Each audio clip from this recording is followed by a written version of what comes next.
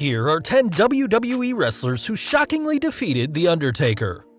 Number 10. Goldust. The character of Goldust may have been strange to say the least, but that didn't stop the man behind the face paint, Dustin Rhodes, to doing everything in his power to get over. Mere months into his career, Goldust captured the Intercontinental Championship, and after feuds with the likes of Razor Ramon and Roddy Piper, the Bizarre One took on The Undertaker. Despite this being a huge feud for the Golden One, the story was never really about Goldust or his title, but instead was about the Phenom's beef with Mankind, who had been targeting the dead man for weeks. Sure enough, at the In Your House Beware of Dog pay-per-view in May 1996, Mankind would emerge during the casket match between Goldust and The Undertaker, helping the Bizarre One pick up the unlikely victory. Despite this, the victory did very little to help elevate Goldust, but instead did more to further the feud between Mankind and The Undertaker, who would feud for the next few months. As for Goldust, he would quickly fall down the card, as the next month he would lose the Intercontinental title to Ahmed Johnson, proving that sometimes defeating the dead man isn't all it's cracked up to be. Number 9. Yokozuna. By 1994, The Undertaker had become a staple in the WWE, but aside from one brief reign as WWF champion, had never had a proper run as a title holder.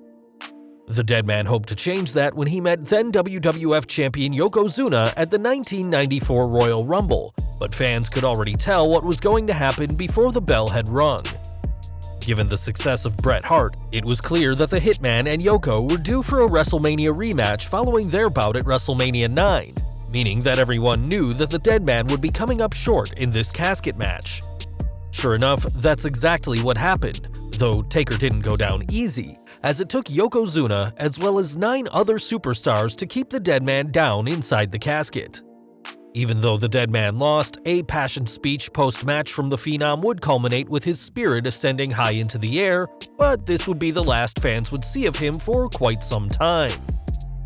Taking time off to heal from a back injury, Undertaker would miss WrestleMania 10, where Yokozuna did ultimately lose the WWF title to Bret Hart, and his main event died immediately after this title loss.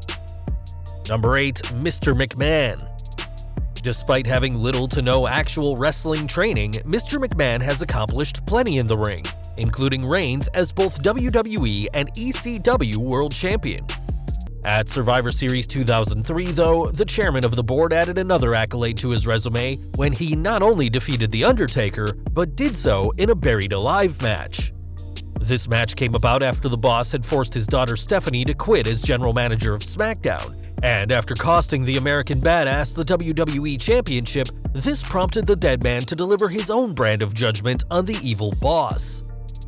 McMahon certainly paid for his sins, as mere moments into the match he was busted open and bled profusely throughout the entire event.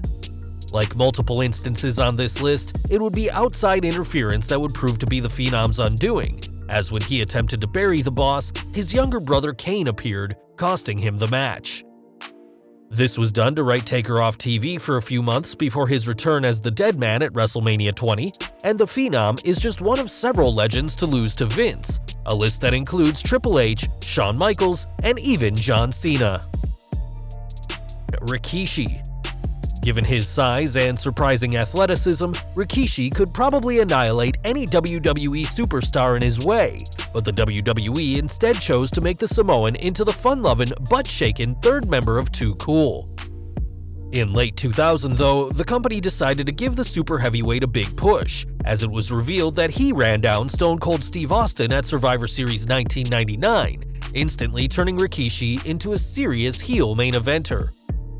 As part of this push, Rikishi would end up meeting the Phenom on the December 4th, 2000 edition of Raw, and would even defeat The Undertaker, albeit with help from then WWF champion Kurt Angle. While the argument could be made that Rikishi would have lost if not for the Olympian, the record still shows the Samoan getting a literal big win over one of the biggest stars of all time. With that said, the dead man would get his revenge mere weeks later, as during the 6-man Hell in a Cell WWF title match at Armageddon, the Phenom would push Rikishi from the top of the cell, proving that the satanic structure was indeed his yard. Number 6. The Great Khali. While he may have been treated as a joke by the end of his career, when the Great Khali debuted on TV in 2006, everyone was put on notice.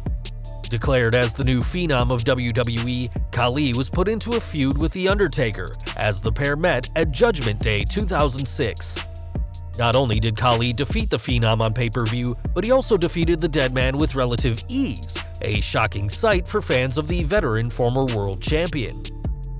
Unfortunately for Khali, this win wouldn't help him to get over with fans, as his matches were painful to watch, thanks partly due to Khali's height and size, making it difficult for the 7-foot star to pull off even the most basic of maneuvers.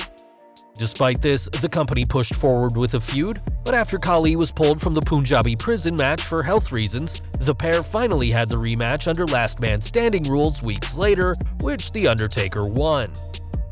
To his credit, Khali was able to last a lot longer in WWE than many expected, but we can't help but wonder what his career would have been like if the company hadn't rushed him into this storyline with the Deadman. Number 5. Vladimir Kozlov. In 2008, Vladimir Kozlov burst onto the WWE main roster and received a very strong push.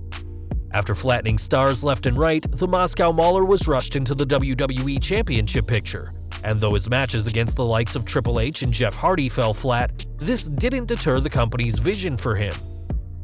In early 2009, it looked like Kozlov was going to be the one who'd face the Deadman at WrestleMania, and the idea of the Russian beating the streak seemed all the more likely when Kozlov got a clean win on the February 20th edition of SmackDown.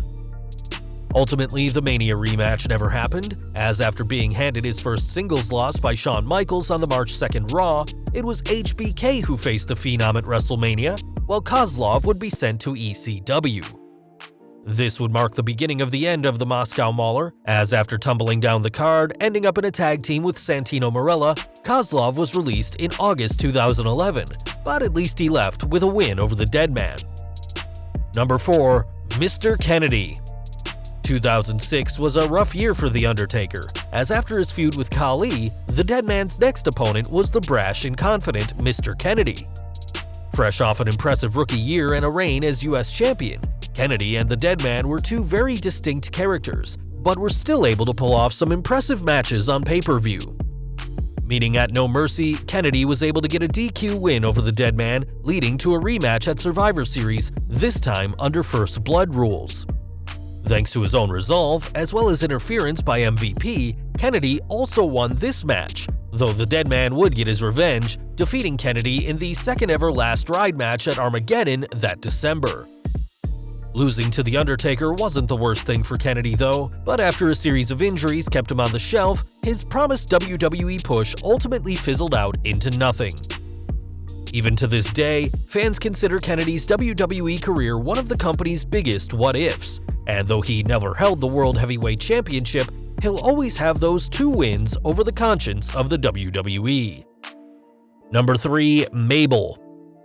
By 1995, The Undertaker had become an established name in WWE, and in that year's King of the Ring tournament, the Deadman was a favorite to capture the crown. After defeating Jeff Jarrett in the first round of the tournament, the Phenom met Mabel in the quarterfinals, and despite the weight difference, fans still expected the Deadman to pick up the win.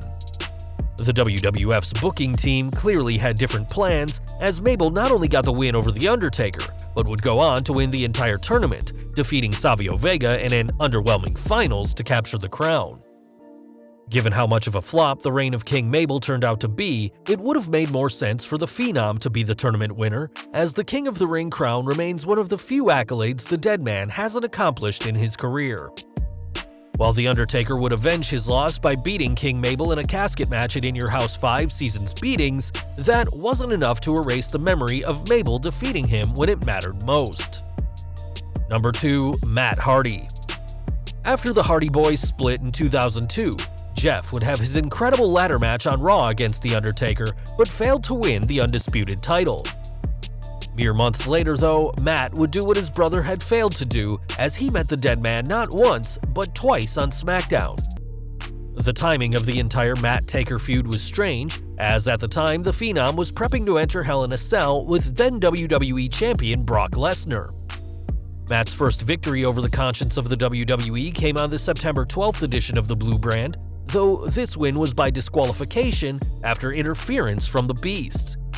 Wanting revenge, the Deadman once again faced Hardy on the October 3rd SmackDown, this time in a Falls Count Anywhere match, which again Matt won, once again thanks to Lesnar. If this wasn't bad enough for the Deadman, Taker would go on to lose to Lesnar inside Hell in a Cell, and would have to wait until April 2009 to finally get his revenge on Hardy, defeating Matt on the very first edition of WWE Superstars. Number 1. Maven.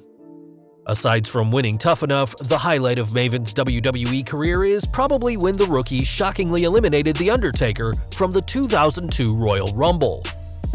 Understandably, the heel Deadman at the time was ticked off with this, and not only did he beat down Maven immediately after the elimination, on the February 7, 2002 edition of SmackDown, he put his hardcore title on the line against Maven.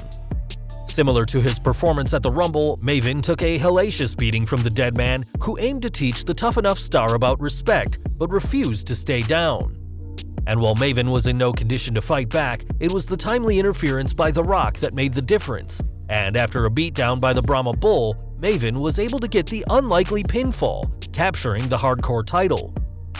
Once again, this was an example of the Deadman being willing to put someone much younger than him over, as fans still remember Maven for his unlikely wins over The Undertaker.